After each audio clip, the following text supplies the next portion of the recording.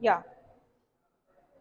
So obviously today's session, like I said, it's about career counseling, but I'm not going to give you like individual counseling or being like, oh, if you want to do like computer science, go to IIT. If you want to do that, go to this place. No, that's not what I'm doing, because every person wants a different experience out of college, right? Everyone is looking for something different. So only you can decide where you want to go. But I'm just going to like help you know like some important tips, or give you some important tips, or tell you stuff from my experience, right? So let's go to the first page, which is research. Now, this is probably the most important aspect of your college search.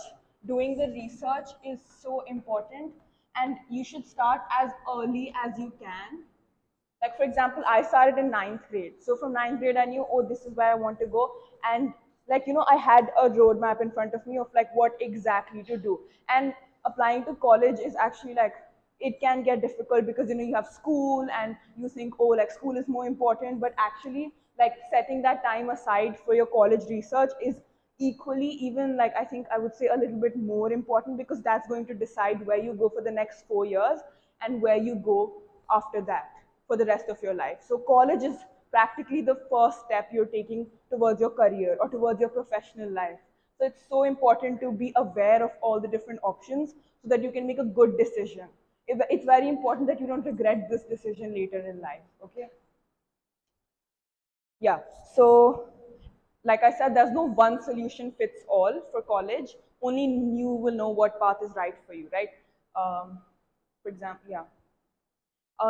And getting ahead on your college research is also important, because this will help you identify what exams you need to take and what are the other requirements of that college. For example, some colleges require like a subject requirement, right? So like maybe in like 11th grade you take uh, commerce, but the subjects that your college requires are sciences, PCM, right? So to avoid that sort of confusion, it's best that you start as early as possible. Start looking into colleges as early as possible. But it's okay if you haven't. You can still start now. Okay, it's never too late. Actually, it is too late, but it's okay. You still have time. So the next is how to. So some of you might be like, oh, like how am I supposed to think about college when I don't even know what I want to do, right? I don't even know what career I want to choose. So like my English teacher used to tell us about like this concept called ikigai. I think most of you have heard of it, or like I don't know.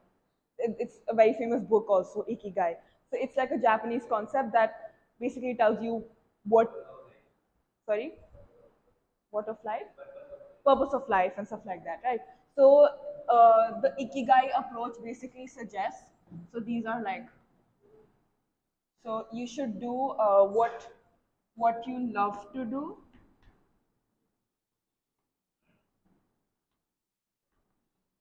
what you're good at,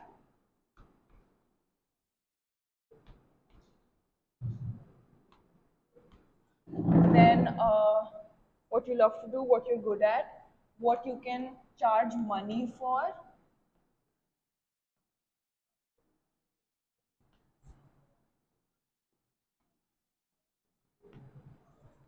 what does the world need. So this is like, is there like a demand for what you want to do, right? So at the intersection of all of these is like the perfect career for you. And I know it's not that easy. You have to think about what you love to do, what you're good at, all of these things, and then you have to find an intersection where all of these meet, right? So what you're good at, what you love to do, but also what there's a demand for and what you can get paid for, right? So when you think about a career, just keep all of this in mind, right? Then now we're going to do an activity. So this is a case study.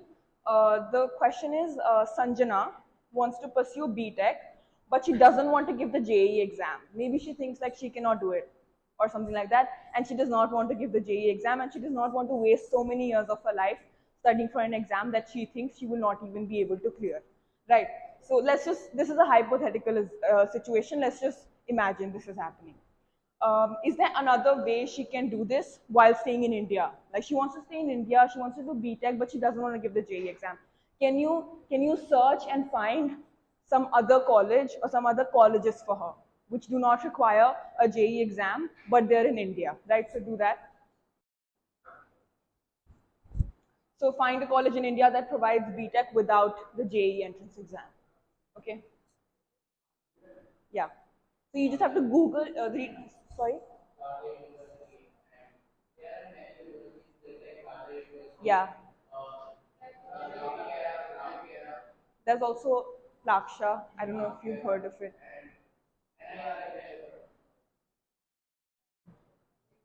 So what are the entry requirements for these universities? What are the entry requirements for these universities? Yeah.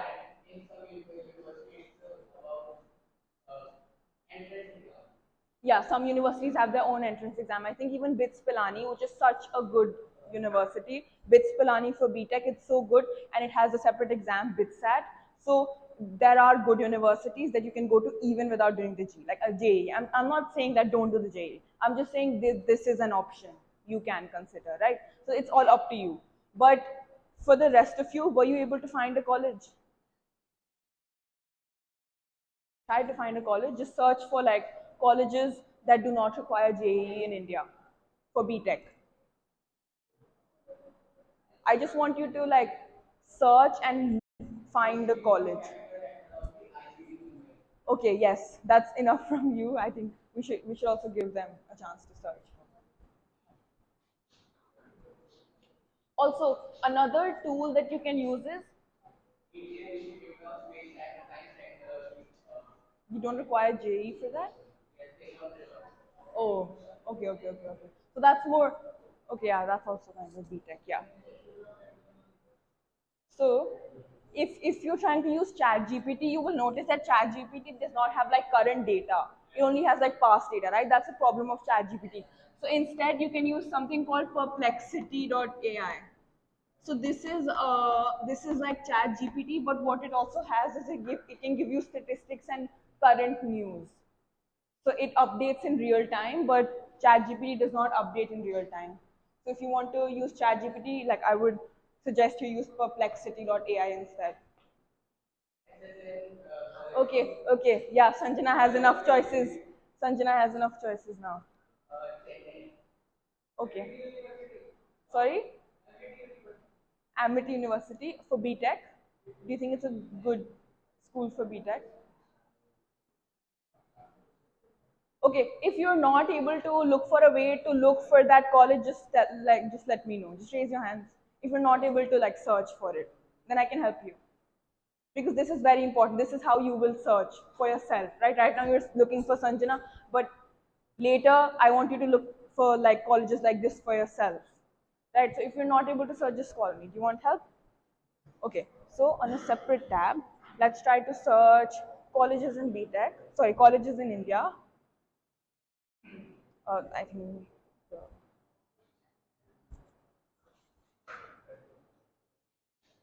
in India for BTech uh, without JEE, right? Those are our conditions. So you just give all the conditions without JEE. Right now, search. Do you see these colleges? VIT, SRM, Birla Institute of Technology, BITS, Pilani, right?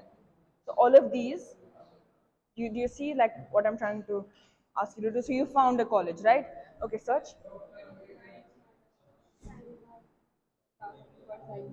Oh, you can skip the sign up. Yeah, just search colleges in India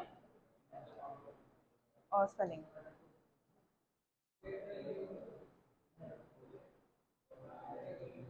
for BTech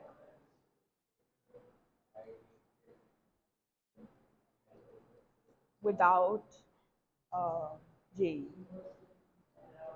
Okay, were you able to look for a college? Okay. So you understand how to do this college research? Okay, so do you see these articles? Do you see these colleges? There's BITS, which is I think it's the best college, and then it also gives you the entrance exam that you're supposed to do. Then there's Manipal Institute of Technology, VIT, right? There's so many options. You can see that, right? Were you able to search? Best colleges for, yeah, good. So this is how you're supposed to search, right? So most of you, yeah, nice. Okay, so most of you, you're able to research, right?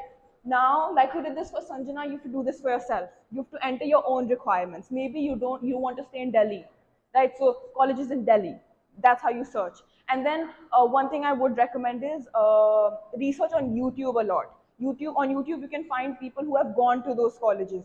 Search all the pros and cons for your colleges, right? So also try to look for vlogs of people while they're in that college. What does their life look like, right? Because ultimately that's what we're after, like a good life, like a good quality of life. So yeah. So can you see the next slide? Uh, yeah, just go to the next slide. It talks about taking action. So when you do your college research, these are some things like the questions in the box. Those are some things you should consider. What do you like to do? What career do you want to pursue, right? Then what are all the possible degrees that you can, sometimes for BTech, if you've taken commerce and maths, but you still want to do BTech, not BTech, but something in computer science, then you can also do something called BCA, bachelor's in computer applications, right? So that's also an alternate degree. So you need to look for all the different possible combinations, right? You can also do this, and you won't have to give the JEE, I think. Then which, yeah, then what are all the possible degrees I can pursue in college? Then what are the top colleges offering these degrees? Then after that, which of these colleges, now narrow them down to which of these colleges meet my requirements. And this could be like, maybe you want to be someplace, like you don't want to go to Bangalore, you want to be close to home, you want to be in Delhi or something like that. Or you want to see how the kids perform, like how the alumni of that school performs, or like how good, what kind of packages they get after that college. Then you should look for successful alumni from that school. And then yeah, job placement, like how is the job placement after going to that university. Then obviously the fees should be like consideration of like, oh, should you go, is this too much, or is this good for my education, right? And then once you've decided what you need to look for what the colleges that you've selected, what they need. Okay, so do they have some entrance exams? Do they require like that you have some percentage in your 12th grade exams? And then are there any subject requirements? Like, do you need to have maths, or can you do without maths, right? So all of this. And then one more very important aspect that like most people forget is that there are so many scholarships out there. And there are two types of scholarships. There's financial aid, which is need-based, and merit scholarship.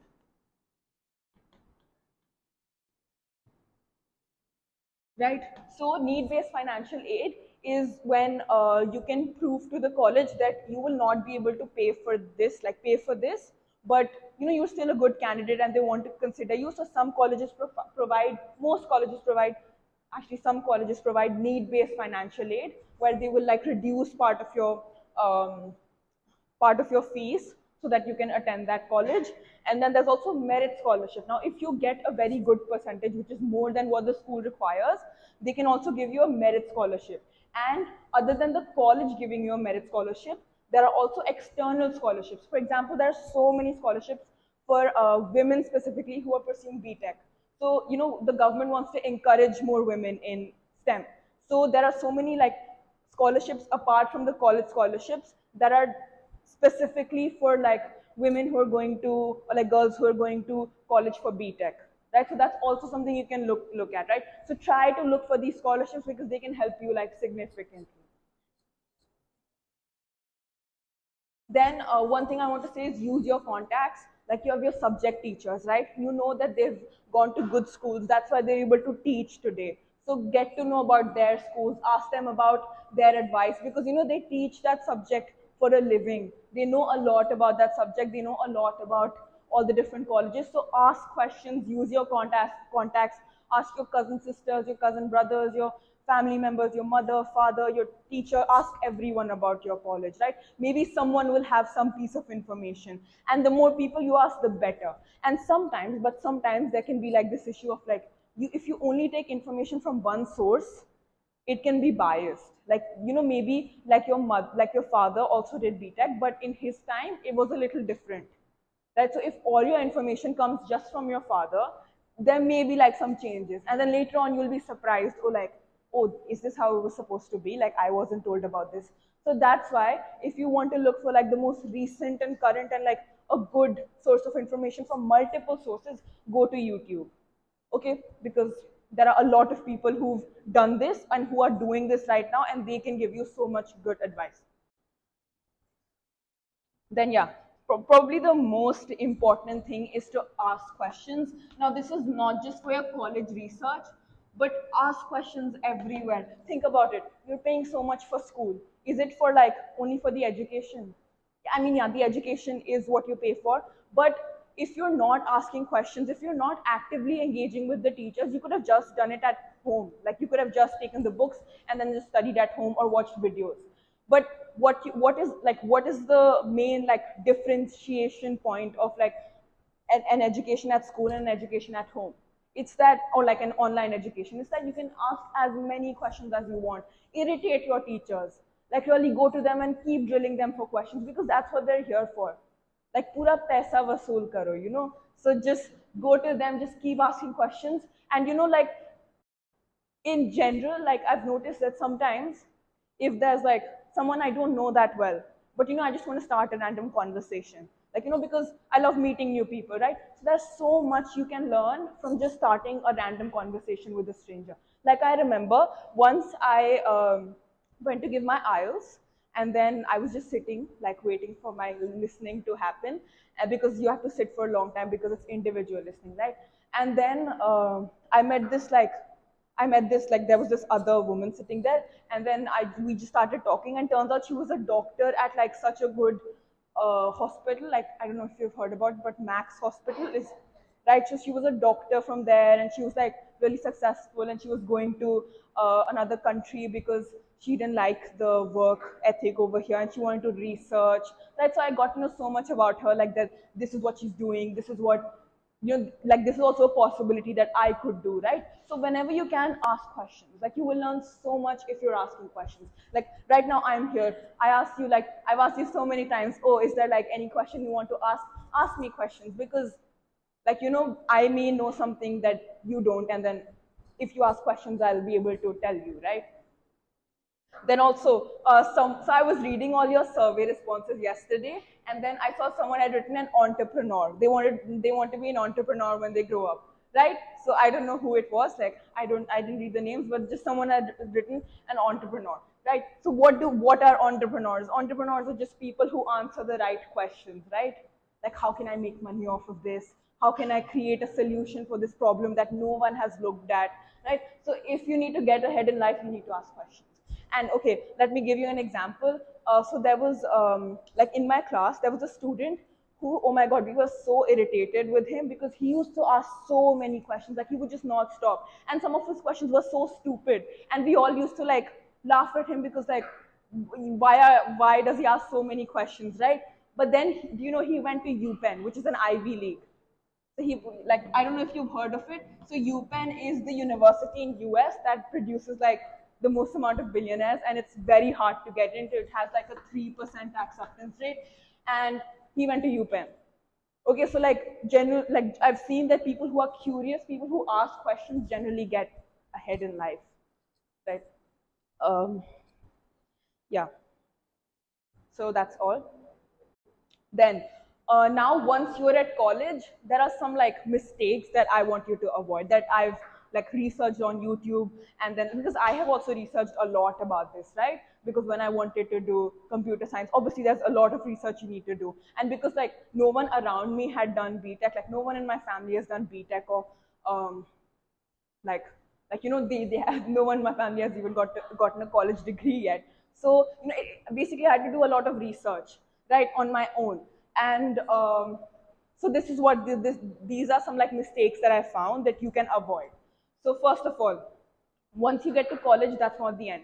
Okay, you got a good college, but remember, 36% of IITians are unemployed to this day. Okay, so it's not that once you get a good college, it's done. Like you can just sit back and relax. No, that's just where it starts. For example, okay, if some of you are giving the JEE and you don't get into a tier one or you don't get into a tier one or tier two college, you get into a tier four college. That's not the end of the world, because imagine you're an employer for like a good company. Okay, now you have two candidates. There's one candidate who has absolutely no like technical experience, but he studied from IIT. Okay, he studied from IIT and he got amazing grades, he was top of the class, but he has no experience in coding. Because in like BTech, they don't teach you coding, they just teach you how computer science works, how algorithms work, but they don't teach you like practical coding, right? So he has no experience over there, but top of the class, very good student. And there's a student from like a tier 4 college, and this student has already, like, maybe he's not top of the class, or he or her, they're not top of the class, but he has already made an app that has 20,000 downloads. Okay, now which one as an employer do you think would be most successful? This one, right? Because he or she, like, they delved into the subject and they already know so much, so they can add to the company, right? They made something, they used their knowledge and they created something which was obviously good because it got 20,000 downloads, and they studied on their own, right?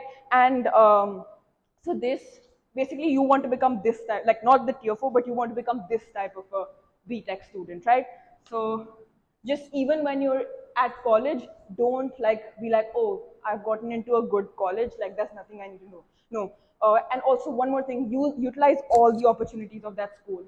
If you get into a good school, the difference between these two is that they will give you like good opportunities themselves. Like they'll give you, oh, these are internships, these are like on campus placements, there'll be college fairs, there'll be people from industry who will come and like tell you about how to apply for college, how to answer interview questions. That's very important in computer science, right? So they give you all these facilities, but if you go to a tier 4 college, you have to find it all on your own. That's the difference.